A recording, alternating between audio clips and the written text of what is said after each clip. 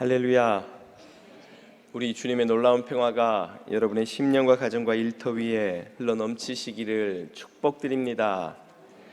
앞뒤 좌우에 있는 분들에게 당신 곁에 앉아서 따뜻합니다, 이렇게 한번 인사해 주십시오. 오늘 우리에게 주시는 하나님의 말씀은 마태복음 5장 5절의 말씀입니다.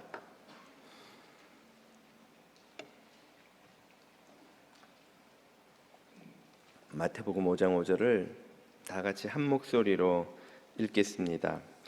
온유한 자는 복이 있나니 그들이 땅을 기업으로 받을 것이며. 아멘.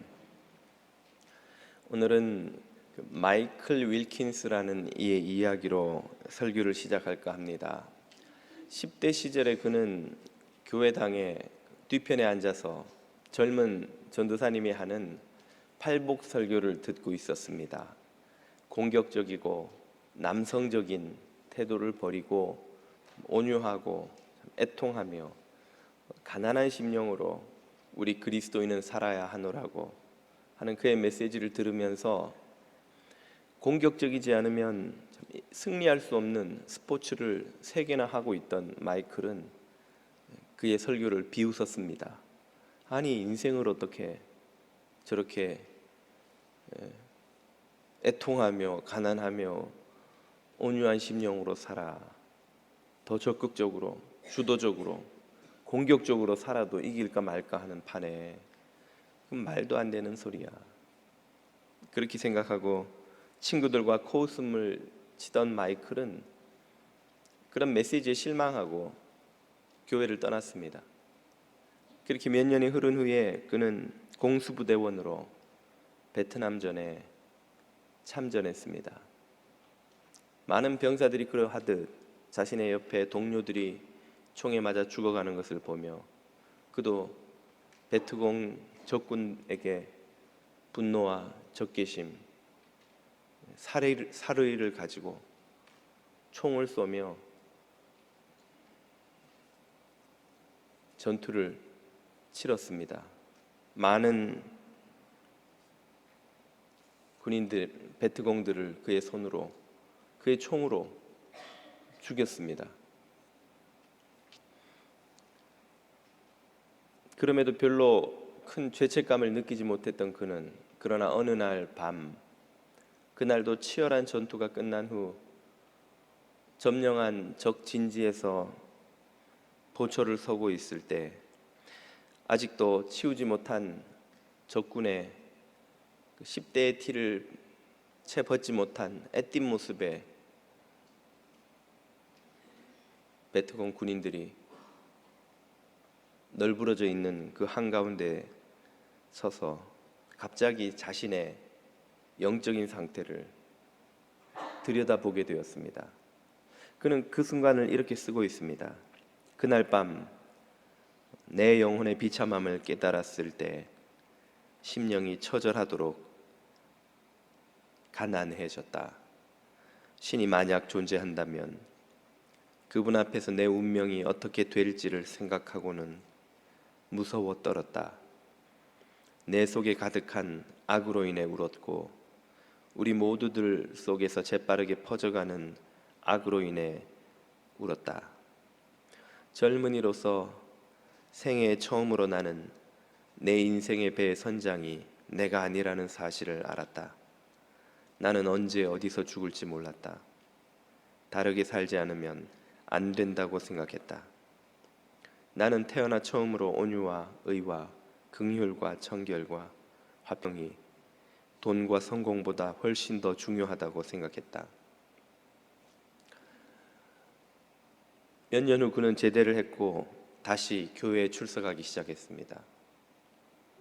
그리고 그가 어린 시절에 비웃었던 그 심령이 가난하고 죄에 애통하고 온유한 마음으로 살아가는 그런 삶을 살고자 애쓰고 쫓아갔습니다.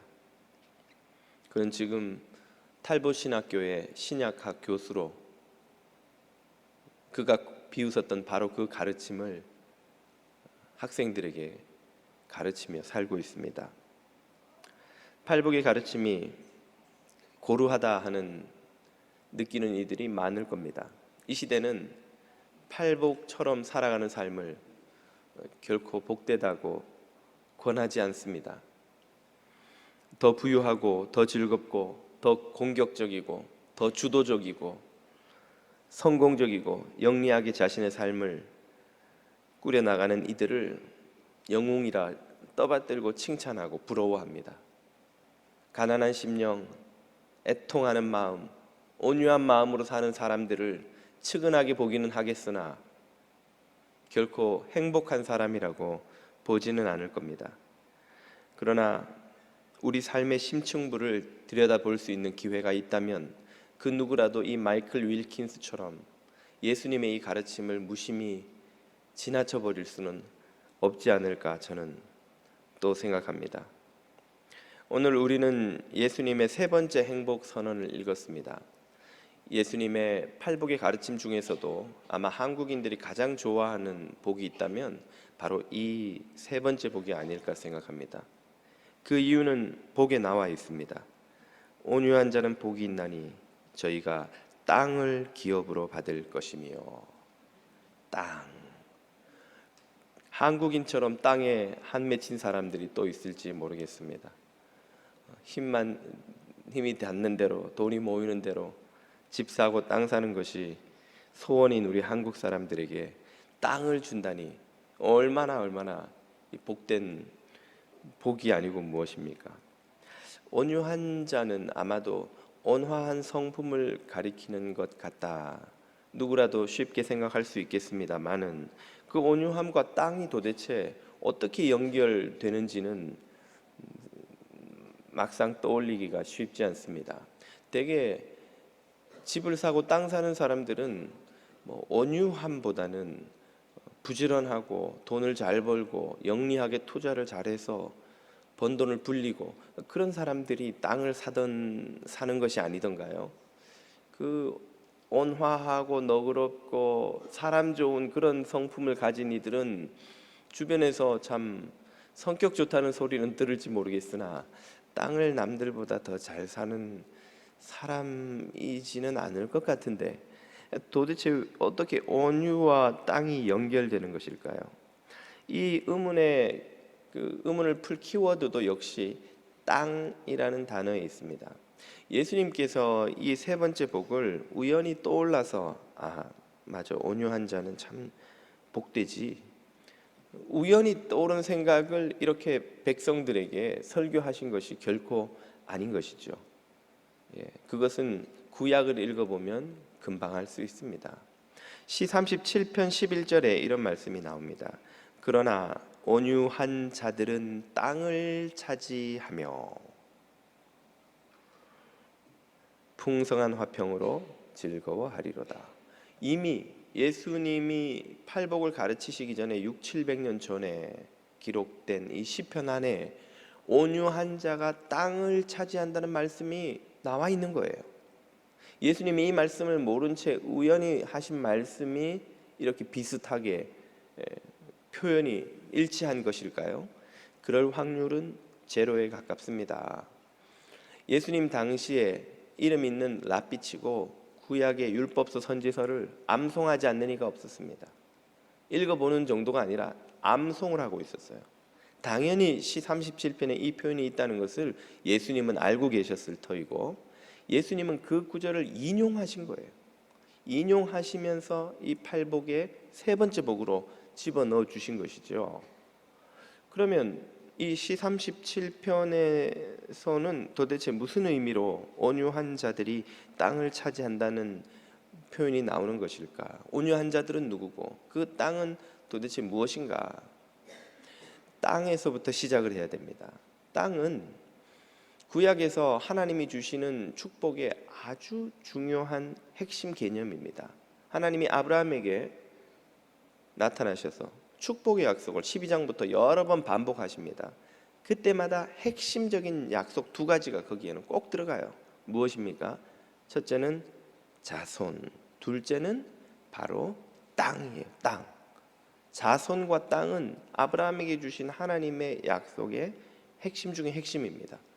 아브라함은 이 두 가지가 결핍된 사람입니다. 그는 부유한 유목민 족장이었지만 자식이 없었어요. 나이가 100이 될 동안 이스마엘이라고 하나 얻기는 했으나 하나님이 주신 자녀는 아니었죠. 이스마엘도 굉장히 늦은 나이에 얻었고, 아무튼 아브라함은 자식이 없었고 고대인들에게 자녀가 없다는 것은 대단한 불행이요 심지어 저주로까지 여겨졌습니다. 두 번째로 그는 유목민이어서 떠돌아다니는 삶을 살았어요. 원래부터 유목민은 아니었죠. 갈대아 우르에서 잘 정착하고 사는 아브라함을 하나님이 약속의 땅으로 가라, 약속의 땅 줄 테니 나와라, 그때부터 떠돌이 생활을 한 거예요. 여러분, 새빵살이 하는 사람들한테 집 하나 얻는 게 얼마나 큰 소원이에요. 2년마다 3년마다 계약 끝날 때마다 올려달라 내려달라, 미국에서는 전세값은 아닙니다만 렌트비 때문에 허리 휘도록 번 돈 렌트비 내고 또 이사하느라고 짐 싸고 풀고, 지긋지긋해. 그냥 손바닥만한 집이라도 내 집이 있었으면 좋겠다. 이사할 때마다 그런 생각 하지 않으셨던가요? 그런 시절 없으셨습니까? 떠돌이에게 정착할 땅만큼 소중한 게 없는 거예요. 지금 아브라함은 유목민으로 이곳저곳 떠돌아다니면서 땅이 없는 삶을 살아요. 그런 아브라함에게 하나님이 자식도 주고 땅도 주고, 그냥 자식도 아니고 네 자손을 하늘의 별 바다의 모래알처럼 많게 번성하게 하리라. 땅도 그냥 땅이 아니고 네가 보는 동서남북의 모든 땅을 네 눈이 닿는 데까지를 너와 네 자손에게 영원히 주리라. 그것이 하나님이 아브라함에게 주신 약속이에요. 자손의 약속, 땅의 약속. 하나님이 그 약속을 어떻게 이루어 주십니까? 그분의 약속대로 이삭을 주셔서 야곱, 요셉을 통해 12지파를 야곱의 아들들로 이루게 하시고, 그 12지파가 모여 거대한 이스라엘이라는 민족을 이루게 하시죠. 하늘의 별 바다의 모래처럼 많게 해주겠다는 약속처럼 애굽을 탈출할 때 장정만 60만에 이르는 대규모 민족을 이루게 하셔서 얼마나 많은 자손의 약속을 주셨는지요. 여러분, 지금도 중동 지역 쪽 그 주변에 있는 민족들에게 모임에 가서 사람들 지나가는데 에이브라함 그러면 2명 중에 1명이 돌아봐요. 얼마나 많은 아브라함이 있는지. 한국의 김씨, 이씨, 박씨만큼 많은 게 아브라함이라는 이름입니다. 그만큼 사람들이 아브라함을 자신의 육체의 조상으로, 영적인 조상으로, 신앙의 조상으로 여기고 있는 거예요.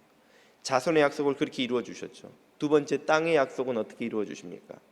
애굽에서 불러낸 그 민족을 가나안으로 들어보내서 그 땅을 차지하게 하시죠. 그리고 그 땅을 12지파에게 그 지파의 규모에 따라서 골고루 나누어 주십니다. 지금 보는 이 지도가 12지파가 가나안 땅에서 차지한 그 각 지파별 땅을 보여주죠. 그 경계입니다. 그리고 각 지파 안에서는 다시 가문별로 제비를 뽑아서 그 지파에게 허락된 땅을 또 나누어 주게 돼요. 제비를 뽑는 이유는 그렇지 않으면 서로 좋은 땅 차지하려고 싸울 수 있으니까 제비를 뽑아서 가문별로 땅이 분배되고, 이스라엘에서는 개인이 땅을 소유하지 않고 그 가문이 땅을 소유합니다. 김도환이라면 김도환의 자녀들이 함께 그 땅을 소유하는 거예요. 그렇게 가문 안에 있는 모든 이들이 그 땅을 소유하게 되는데, 이렇게 함으로써 어떤 사회가 만들어진다고요? 인류 역사에 전에도 없었고 후에도 없을 이상사회, 모든 백성들이 자기가 살 집과 경작할 땅이 있는 그런 사회를 이루게 된 거예요. 그런 사회가 인류 역사에 단 한 번이라도 출현한 적이 있었던가요? 이스라엘 이전에 혹은 이후에 여러 나라에서 토지개혁을 시도한 기록은 있으나 한 번도 토지개혁이 제대로 성공한 적은 없습니다. 왜? 이미 토지를 독점하고 있는 기득권층이 무슨 이유로 자기 토지를 내놔요? 모든 백성들에게 골고루 나눠주는 그런 토지제 개혁을 누가 합니까? 공산사회에서나 시도를 했었지만 역시 흉내만 낼 뿐, 공산당이 다 가지고 있는 거나 마찬가지인데 그 내용이 아무런 변화가 없는 거예요. 사실은 인류 역사에 단 한 번도 모든 구성원들이 자신이 살 땅과 경작할 토지를 가지고 최소한의 부족함 없는 복지를 누리며 사는 그런 사회를 단 한 번도 이루어 본 적이 없어요. 바로 이스라엘이 그런 사회를 이룬 것입니다. 이런 이스라엘 사회의 모습은 바로 하나님 나라의 모델이라고 할 수 있습니다. 천국을, 하나님 나라를 흔히 생각하기를 죽어서 저 하늘 어딘가에 가서 둥둥 떠다니면서 하프 소리를 들으며 하루 종일 일도 안 하고 사는 그런 모습을 상상을 하곤 합니다만, 그것은 그리스식의, 헬라식의 이데아 이상 사회에 대한 그 상상이지 성경이 가르치는 하나님 나라가 아닙니다. 여러분 하프 소리 1시간만 들어보세요. 지겨워서 아주 못 들어요. 귀도 아프고 아무리 좋은 음악도 계속 반복해서 들으면 재미도 없고, 하루 종일 일 안 하고 한 달만 지내면 좀이 쑤셔서 못 견딜 거예요. 그건 전혀 하나님 나라의 그림에 맞지 않습니다. 하나님 나라, 천국이 어떤 모습인지 그 구조를 알려면 바로 이 구약의 율법과 율법이 그려주는 이스라엘 사회를 보면 돼요. 그 하나님 나라에서 어떤 태도를 갖고 살아가는지를 이해하려면 예수님의 산상설교를 읽어보면 됩니다. 구약의 율법과 신약의 산상설교는 하나님이 이루시고자 하는 하나님 나라의 구조와 모습을 우리에게 보여주는 거예요. 하나님 나라는 이 이스라엘에서 하나님이 이루시고자 했던 모든 지파와 가문과 백성들이 동등한 권리를 누리며 부족함 없는 복지를 누리며 함께 더불어 살아가는 삶, 그런 사회, 그런 나라였던 것이죠. 그렇게 이스라엘은 인류 역사에서 유일무이한 하나님 나라 실험을 하는 나라로 시작을 했습니다. 하나님의 계획은 이스라엘에서 시작한 이 실험이 성공하여서 그 주변에 있는 이웃 국가들로 결국은 온 세계로 퍼져가는 것이었습니다. 오늘 우리가 복음을 들고 땅끝까지 이르러 증인이 되어야 하고 땅끝까지 모든 민족을 제자로 삼는 것처럼 이 하나님 나라의 모델이 온 세상에 퍼져가는 것이 하나님의 계획이었어요. 그러나 안타깝게도 현실은 그 반대가 되었죠. 하나님 나라의 모델이 이웃 국가로 퍼져간 것이 아니라 이웃 국가에 퍼져 있던 세상의 모델이 하나님 나라로 들어왔습니다. 이스라엘에서도 부와 권력을 독점하고자 하는 엘리트들이 나타납니다. 그들은 이렇게 느슨한 12지파 연합체로는 주변 국가들의 침략을 이겨낼 수 없다는 것을 명분으로 왕을 세우고 왕국을 세워야 된다고 주장합니다. 그리고는 중앙 집권화를 시작하죠. 사사시대를 보면 12지파 중에 그 어느 지파도 독점적인 지파가 없습니다. 그때 따라서 어떤 상황이냐, 어떤 외침이냐, 어떤 지파가 힘을 가졌냐에 따라서 여러 지파에서 리더들이 번갈아가며 나오며 국난을 극복하며 이 12지파 연합체를 이끌어갑니다. 그러나 사무엘 상하 열왕기서로 넘어가면서 왕이 나타나죠. 왕국이 세워집니다. 그리고 유다 지파의 지배적인 주도권 아래 모든 지파의 중앙 집권화가 시작됩니다. 그리고는 주변 국가의 모든 엘리트들이 그러하듯 이스라엘에도 이 부와 권력을 독점하는 엘리트들이 나타나고 그들이 궁극적으로 원하는 변화를 시작하지요. 그 사건이 바로 제가 몇 달 전에 설교했던 아합이 나봇을 죽이고 하나님이 절대로 매매하지 말고 빼앗거나 빼앗길 수 없다고 선언하셨던 그 토지를 나봇으로부터 빼앗기 시작한 것입니다. 그 사건을 계기로 이스라엘의 지배층, 엘리트층들이 백성들의 땅을 독점하는 착취가 시작됩니다. 이제 자영농이 자신이 갈던 땅을 빼앗기고 소작농이 되어서 얼마 전까지 자신의 소유였던 땅을 갈게 됩니다.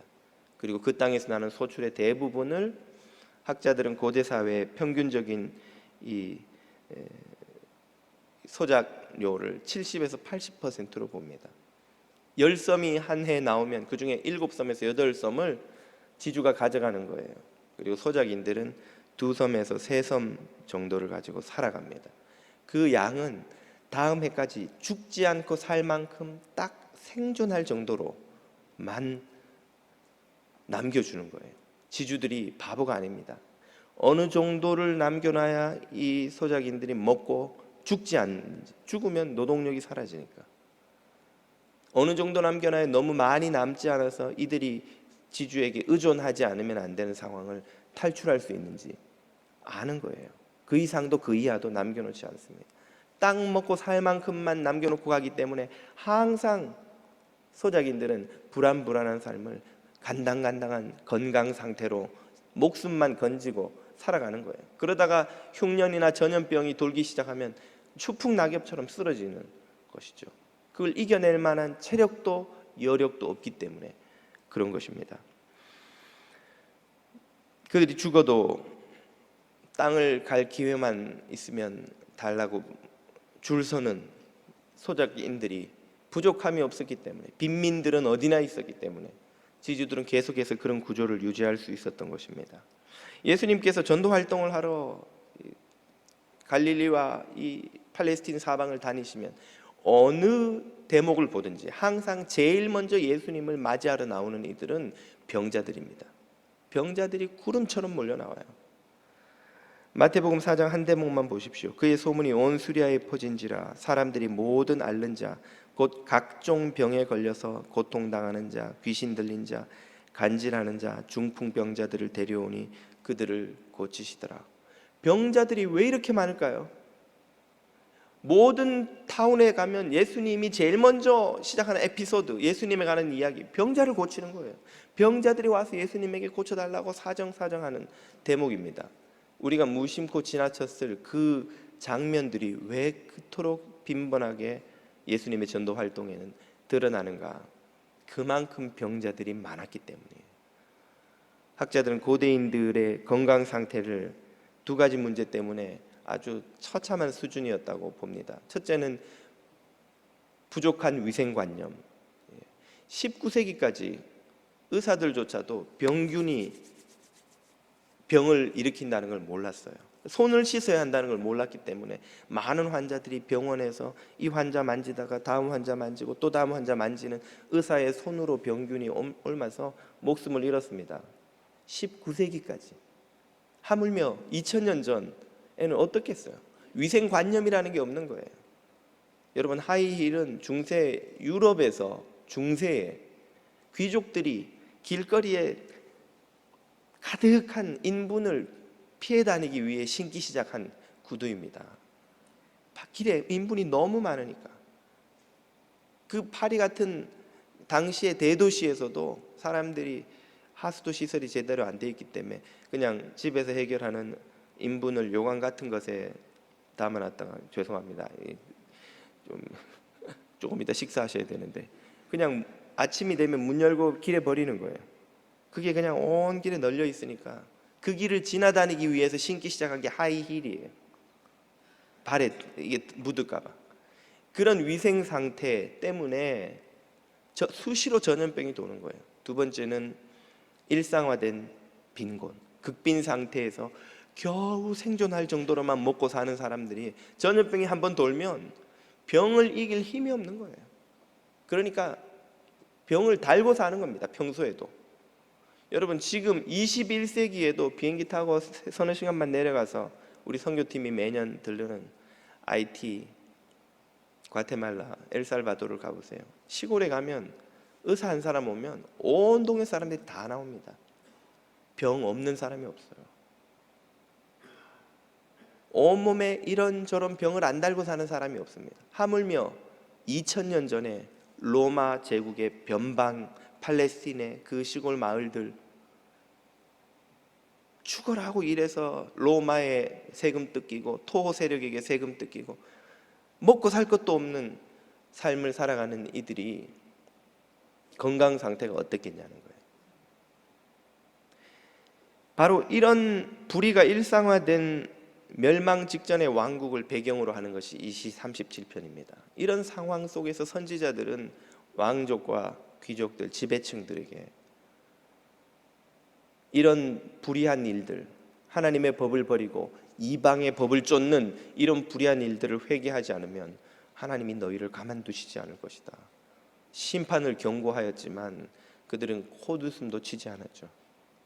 주변의 왕들, 주변 나라에 다 그렇게 해서 왕들이 잘 먹고 잘 사는데 왜 우리만 이 기득권을 내려놔야 하냐는 것이죠. 결국 선지자들의 경고대로 북왕국은 아수르에, 남왕국은 바벨론의 차례로 멸망합니다. 그 상황에, 그런 불의가 일상화된 상황에서 벌어지는 일을 시 37편이 묘사하고 있는 거예요. 37편 14절은 이렇게 말합니다. 악인이 칼을 갈고 활을 당겨 가난하고 궁핍한 자를 엎드러뜨리며 행위가 정직한 자를 죽이고자 하나. 여기서 가난하고라고 번역된 아니라는 단어가 바로 온유하다라는 뜻으로 똑같이 번역되는 히브리어입니다. 같은 단어를 문맥에 따라서는 가난하고 어떤 문맥에서는 온유하고라고 번역을 하고 있어요. 온유한 자가 누구라는 말이에요? 바로 이런 구조에 희생당하고 착취당하는 가난한 빼앗긴 이들을 말하는 거예요. 여기서 칼과 활을 써서 이 가난하고 궁핍한 자들을 쓰러뜨리는 악인은 누굽니까? 무슨 길거리에 숨어있는 강도들, 도둑놈들이에요. 그런 사람들이 악인, 가난한 사람들을 죽이는 건가요? 땅에서 나는 소출을 독점하여서, 또 땅을 독점하여서 그들을 빈곤과 죽음으로 몰아넣는 사악한 지주들이죠. 그리고 그 땅은 바로 그 땅과 그 땅에서 나는 소출을 의미합니다. 이런 일이 지금 벌어지고 있다는 거예요. 일상이 되어 있다는 거예요. 그걸 고발하는 것입니다. 이런 일을 당하면 어떤 마음이 생깁니까? 여러분이 여러분의 땅을 뺏기고 여러분의 수고한 대가를 빼앗기고 착취당하면 어떤 마음부터 들겠어요? 분노하겠죠. 증오가 생기겠죠. 복수하고 싶겠죠. 그런 악한 자들을 심판하고 싶으시겠죠. 그렇기 때문에 수시로 민중봉기가 일어났습니다. 이스라엘에서도 제1차 독립전쟁, 제2차 독립전쟁을 통해서 1차 독립전쟁으로 70년에 예루살렘이 한번 파괴되고 135년에 2차 독립전쟁을 통해서 예루살렘이 완전히 파괴되죠. 그 독립전쟁은 반 로마 항쟁이면서 로마와 결탁한 반 토 세력에 대한 항쟁이기도 했습니다. 19세기에는 우리가 잘 알다시피 공산혁명이 시작되죠. 프롤레타리아들이 일어나서 부르주아를 무찌르고 이상사회를, 모두가 잘 사는 사회를 이루기 위해 공산혁명을 시작했지만 결과는 무엇입니까? 지배층의 타이틀만 부르주아에서 프롤레타리아로 바꿔 달았을 뿐 새로운 지주계급인 공산당을 만들어낸 거예요. 새로운 이상사회를 만들어 놓고 보니까 공산당이 이전에 지주들이 하던 역할을 똑같이 하고 있는 거예요. 아무런 변화가 없는 것이죠. 민중들에게는 아무런 차이가 없는 거예요. 왕조가 바뀌어도, 왕이 바뀌어도, 체제가 바뀌어도 착취 구조는 여전했습니다. 이런 일을 예견이나 한 듯 시편 기자는 37편에서 역시 이렇게 말하고 있습니다. 7절을 보십시오. 여호와 앞에 잠잠하고 참아 기다리라. 그렇게 빼앗기고 착취당하고 분노가 치밀어 오르는 이들이 당장 그 문제를 해결하고 싶은데 뭐라는 거예요? 하나님을 믿고 인내하라는 거예요. 기다리라는 거예요. 하나님이 살아계심을 믿으라는 것이에요. 그리고는 무엇을 하지 말라고요? 자기 길이 형통하며 악한 꾀를 이루는 자를 인하여 불평하지 말지어다. 아니, 저 사악한 자들을 향하여서 불평하지 말라고요? 저 사람들을 내버려 두라고요? 저걸 그냥 보고만 있어야 된단 말입니까? 그 이유를 8절이 이렇게 말하죠. 분을 그치고 노를 버리며 불평하지 말라. 그렇게 하는 것이 오히려 악을 만들 뿐이라. 이 말씀은 그 악을 무너뜨리려다가 너 또한 악이 된다는 거예요. 그 불의를 무너뜨리려다가 너는 더 큰 불의를 만들어낸다는 것입니다. 얼마나 많은 백성을 위한다는 혁명이 또 다른 부와 권력을 독점하는 쿠데타로 전락하고 마는지요. 얼마나 많은 명분이 인간의 탐욕과 복수심을 미화하는 데 쓰이고 있었는지요. 인간적인 방법으로 그 악을 해결할 수 없다는 거예요. 악을 악으로 갚으면 더 큰 악이 될 뿐이라는 말이죠. 그렇기 때문에 선하시고 공의로우신 하나님의 심판을 믿고 인내하고 하나님의 때와 방법을 기다리라는 거예요. 하나님의 구원이 있고 하나님의 심판이 있다는 말씀이죠. 복수심은 새로운 악을 낳을 뿐이라는 말입니다. 그러므로 복수 대신 긍휼을, 증오 대신 사랑을, 분노 대신 믿음을 가지라는 거예요. 바로 이것이 이 대목이 말하는 온유함의 의미입니다. 악을 갚고 싶은데 그 악을 악으로 갚지 말고 선으로 악을 이기는 것이 온유함이에요. 분노 대신 긍휼히 여기고 복수 대신 믿음을 가지는 것, 이것이 온유함입니다. 이런 온유함으로 살아가는 사람들이 땅을 차지한다는 것이 하나님의 약속이에요. 같은 시 37편 11절을 다시 보십시오. 그러나 온유한 자들은, 하나님을 믿고 악을 악으로 갚지 않는 자들은 땅을 차지하며 풍성한 화평으로 즐거워하리로다. 9절, 대저 행악하는 자는 끊어질 것이나 여호와를 기대하는 자는 땅을 차지하리로다. 의인이 땅을 차지하며 거기 하나님의 약속대로 영원히 거하리로다. 아멘. 악을 악으로 갚지 않는 이 온유함, 이 온유함으로 가장 유명한 구약의 인물이 있다면 누구일까요? 바로 모세입니다. 모세에 대해서 민수기 12장 3절이 이렇게 평가를 내리죠. 이 사람 모세는 온유함이 지면의 모든 사람보다 더하니라. 요즘 말로 하면 온유함이 짱이야. 모세가 짱이야. 뭐에서? 온유함에서. 이 민수기 12장 3절의 대목은 이런 상황을 배경으로 합니다. 바로 이 표현 직전에 모세가 80이 넘어서 구스 여인을 아내로 맞이하는 일로 인해서 그가 가장 믿고 가깝게 여기던 형 아론과 누나 미리암에 의해서 비난을 받죠. 아론과 미리암이 앞장서서 모세를 비난하기 시작합니다. 얼마나 속이 상할까요? 얼마나 모세가 괴로웠겠습니까? 모세가 뭐라고 반응합니까? 민수기 11장 1, 2절을 보면 모세가 비방받았다는 이야기만 나오고 그가 어떻게 반응했는지가 나오지 않습니다. 그리고 뜬금없이 모세는 지면의 모든 사람보다 온유함이 가장 뛰어난 사람이다, 이 표현이 나오는 거예요. 그 말은 모세가 아무 말도 하지 않았다는 것이죠. 그들의 비방, 그들의 비난에 모세가 아무 대응도 하지 않았다는 거예요. 화가 날 법도 한데 정작 화는 누가 내십니까? 여호와가 진노하시죠. 내 종 모세를 니네가 무슨 권세로 비방하느냐. 그리고는 미리암을 벌 주십니다. 미리암이 온몸에 나병이 일어납니다. 그러자 아론이 놀라고 충격을 받아서 울부짖죠. 그 모습을 보고 모세는 어떻게 합니까? 자기를 비방하던 이들의, 자신에게 상처를 주는 이들의 실패와 재앙을 기뻐하지 않고 미리암을 위해 기도합니다. 그리고 그 기도를 하나님이 들으시고 미리암이 치유받게 되죠. 바로 이 대목이 모세의 온유함을 보여주는 대목이에요. 자기를 비방하는 이들을 비방하고 그들의 재앙을 기뻐하지 않는 거예요. 오히려 그들을 위해 기도하는 것이죠. 원래 모세는 이런 사람이었습니까? 아니었죠. 40세의 모세에게 기억되는 사건은 무엇이 있나요? 40세 때 모세가 한 일은 딱 하나밖에 없어요. 살인입니다. 살인.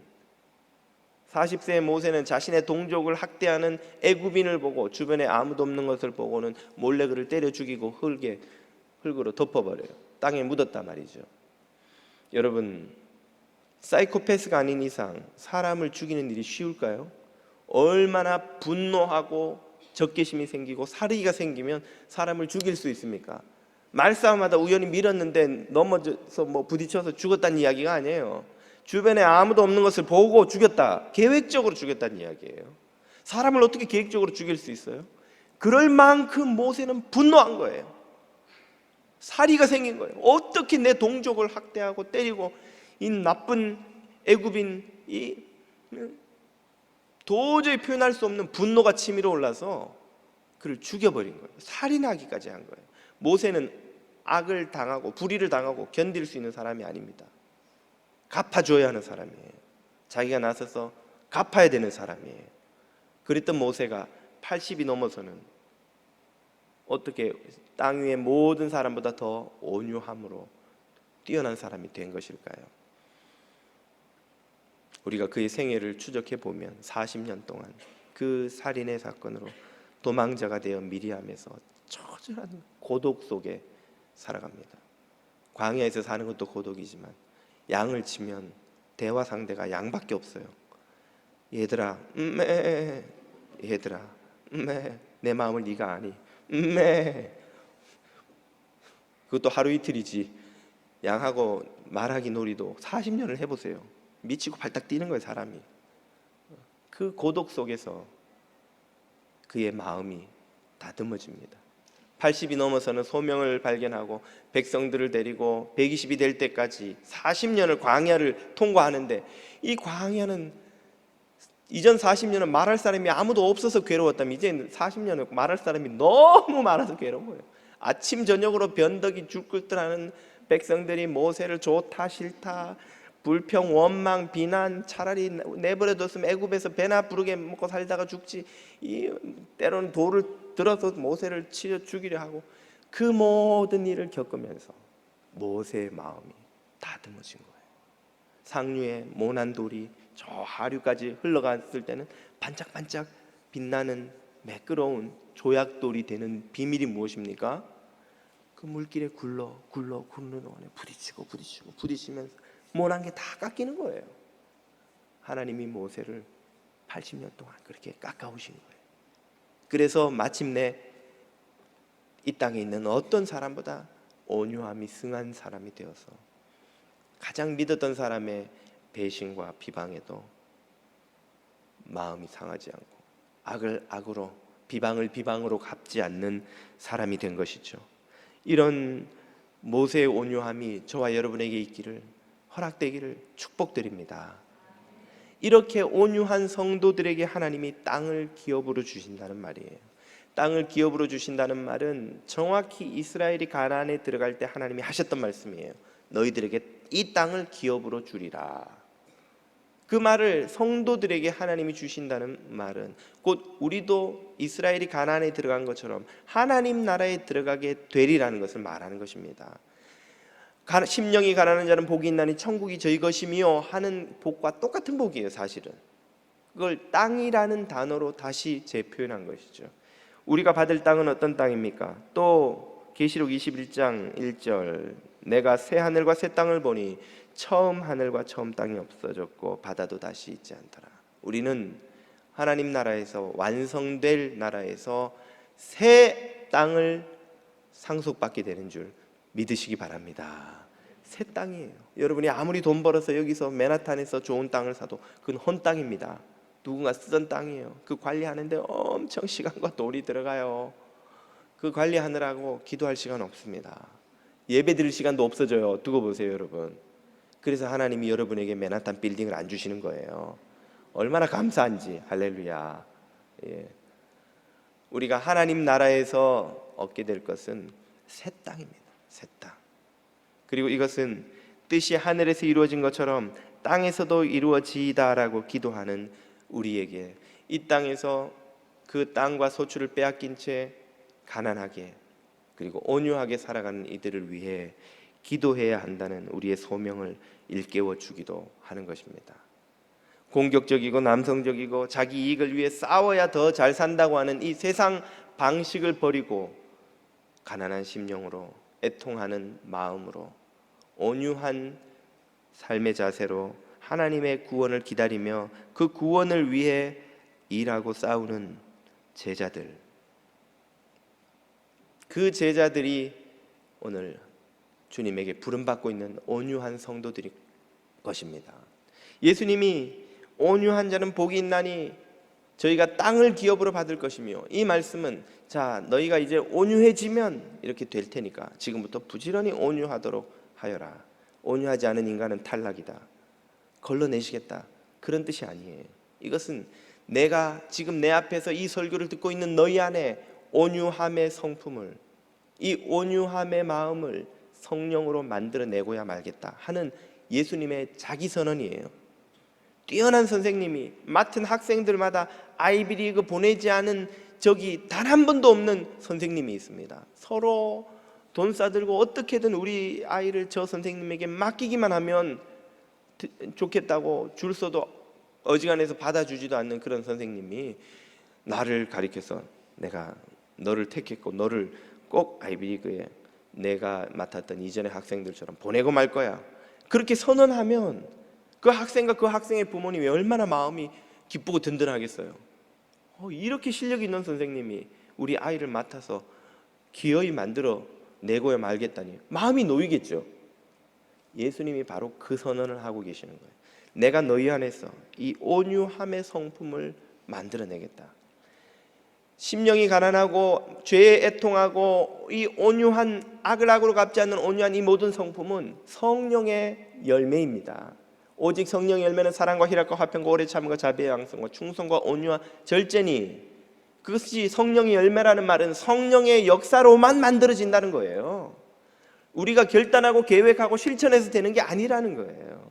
성령께서 만들어내는 열매이듯이 이 모든 팔복에 나오는 성품들 역시 성령께서 우리 안에서 역사하심으로 만들어내는 열매요, 결과입니다. 예수 그리스도 안에서 그분을 바라보며 그분을 쫓아갈 때 성령께서 우리 안에서 일으키시는 거룩한 변화, 그것이 바로 온유한 성품이 창조되는 것입니다.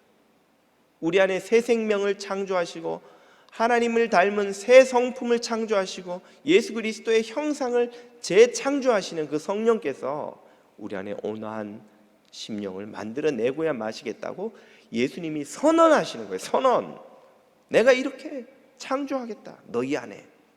내 앞에, 예수님 앞에 몰려든 그 온유하며 가난하며 빼앗기며 착취당하며 눈물 흘리며 가난한 심령으로 하나님만 바라보고 있는 백성들에게 너희 안에 이런 구원의 역사를 내가 행하겠고 너희가 마침내 천국을 소유하는 천국 백성이 되도록 만들고야 말겠다고 선언하시는 것입니다. 그러므로 이 팔복은 그 메시지로 우리에게 얼마나 큰 복음이 되는지 모르겠습니다.